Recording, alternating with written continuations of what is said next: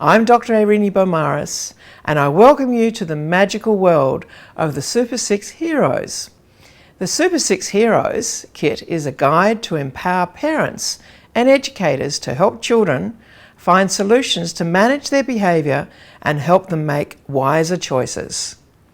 Based on the Irini method, it differs from most traditional approaches to child management because it benefits the parents and the children, providing a safe and secure framework for working through issues. Harmony comes to the home when children are shown how to make wise choices. What do we call a wise choice? A wise choice involves thoughtful and respectful and responsible behaviour towards each other and ourselves. It's what could be called a moral choice. A solid foundation for making wise choices is laid down in the first 6 years of life. A small child learns how to relate to others through their play and everyday interactions. How do we help children understand moral or ethical problems? We use an easy 6-step process of reading and reflecting on each hero's story. The stories are about Ben, the main character who represents every child. Ben has been too rough in playing with his favourite teddy bear, Eddie Bear, whose arm comes off. Each story introduces a new step and a new, different coloured character who comes from the land of light to help Ben fix his bear. Each storybook has a step number on the front cover for reading in the correct sequence. In step 1, Ben says, "Hello" to the yellow daisy. Sarah the sharer appears and asks Ben to share his story. Sarah listens respectfully to Ben. The importance of step 1 is to show a child that he will be respected, valued and safe when given the chance to share their side of the story without adults making a judgment about the incident. Step 2 introduces Super Freddy feeling when Ben calls Red for Freddy. Super Freddy feeling helps Ben reflect on how he felt and name his feelings when his favourite bear's arm came off. Step 2 teaches a child to use language or drawing to name what they are feeling. Does he feel sad? Does he feel upset? I don't know. And what happens when he feels sad? What did Sarah say that he had to call out? What colour? Red. Red, he did. And what happens when red comes? When he yells at red, who's going to come? His brother. Yes, that's right, Sarah's brother. This will very quickly calm them down. This calming effect is the result of naming the feeling, assisting brain functioning to move from the emotional part to the thinking part of the brain, helping the child to reflect about their feelings rather than just acting out of their feeling state. Calling purple brings Ellie empathy to show what empathy looks like in step 3. She demonstrates this when she comforts Ben's cousin Claire, whose cat has been hurt in an accident. Step 3 is very important to the child's development because a child needs to be able to identify his own feelings and understand the feelings of others in the same situation. Empathy is one of the most important foundational qualities required to become a moral person and ideally is developed in a child from 18 months to 2 years of age. How do we recognise when a child is showing empathy? A child will display empathy when they want to share their food, or when they comfort another child by patting them on the shoulder, or when they show a caring nature towards another person. So, the first 3 steps help to create an emotionally safe environment, which is necessary for the child's brain to work from the creative and thinking part of the brain and set the scene for looking at the next 3 steps. The next 3 steps focus on helping the child to actively process the situation so that new pathways can be imprinted in the brain. Calling Orange brings Wanda Wish. She helps Ben focus on solutions and ideas to get his teddy bear fixed and to be able to play with it more gently.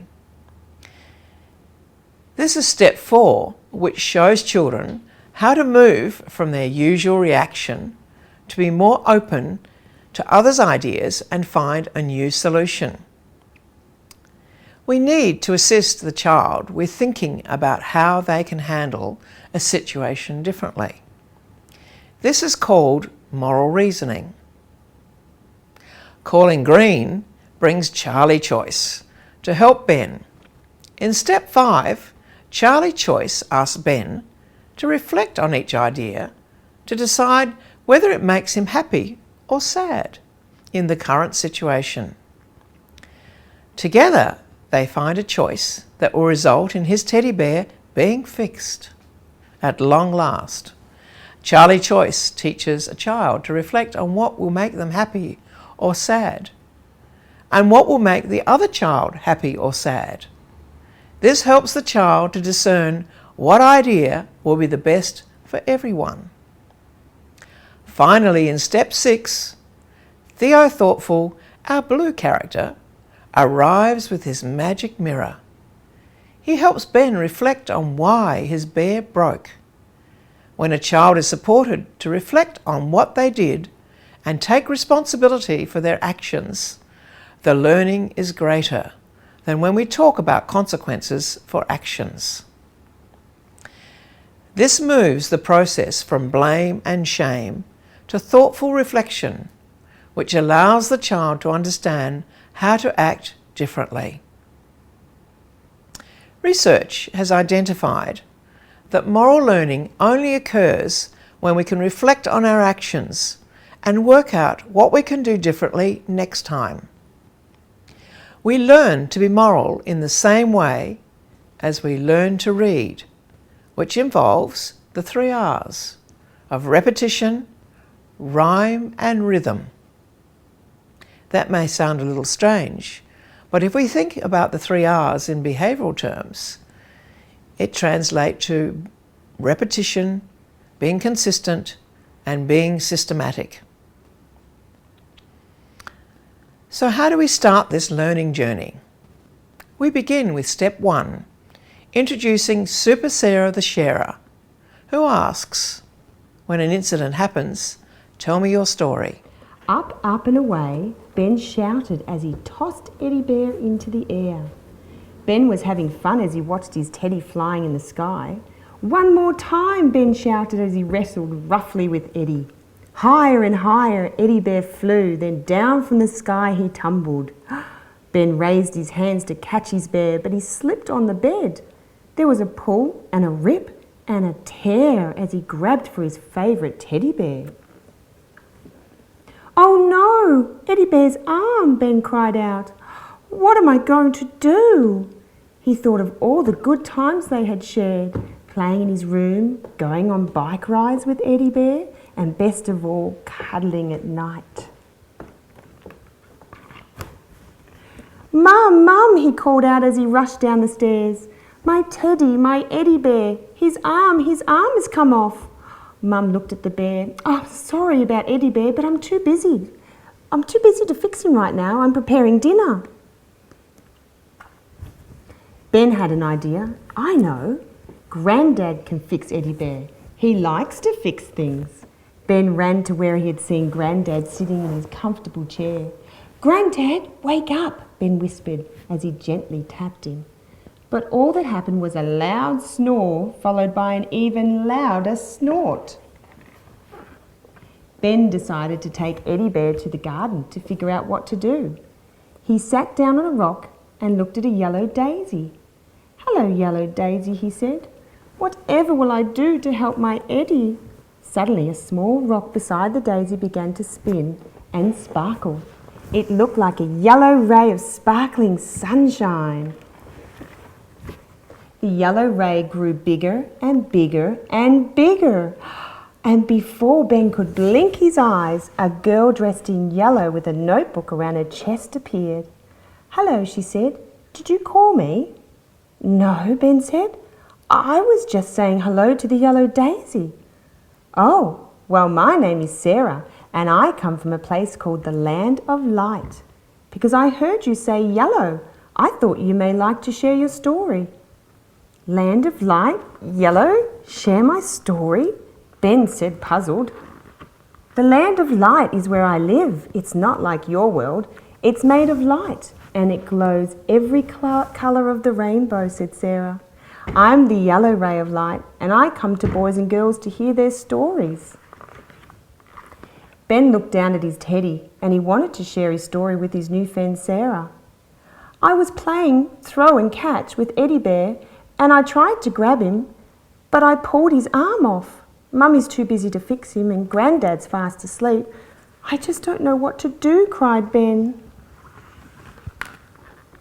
"Just sharing your story sometimes helps, and drawing it may help you feel even better," said Sarah. "Really?" said Ben. "I think I would like to draw my story." "I have just what you need," Sarah said, as she handed in some paper and a giant pencil. "This is a special drawing. It shares your story," said Sarah. "Can I take it to show my brothers and sisters in the Land of Light?" "Sure you can take it," said Ben. "I feel much better after sharing my story with you." "I get it. Sarah the Sharer comes to listen to my story. All I have to do is call yellow. Sarah, you are my superhero. From now on, I will call you Super Sarah the Sharer." "Oh, thank you, Ben," said Sarah.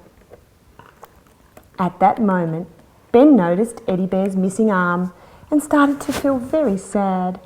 "Sarah, I feel sad that Eddie Bear's lost his arm." "Well, you may need my brother Freddie," said Sarah. "If you're not feeling better, call out red for my brother Freddie, and he'll help you with your feelings." "Okay, I'll remember that," replied Ben. Super Sarah the Sharer started to spin and sparkle. "I have to go, Ben. Someone else has just called yellow." "Will you come back again?" asked Ben. "Yes, just call yellow, and I will come to hear your story." Ben waved goodbye at Sarah, turned in a ball of yellow, sparkling sunshine, and then disappeared into the sky. You can see how engaged children become with the stories and how fascinated they are with the characters. Now I want to move on to how to use the Super 6 Heroes as a behaviour management method or tool. What do we do when we have an incident with children that needs management? Well, normally, when a child misbehaves, we reprimand by shaming and blaming, by telling them what they should have done, or what will happen to them, a consequence, or a threat, and we hope the behaviour will improve.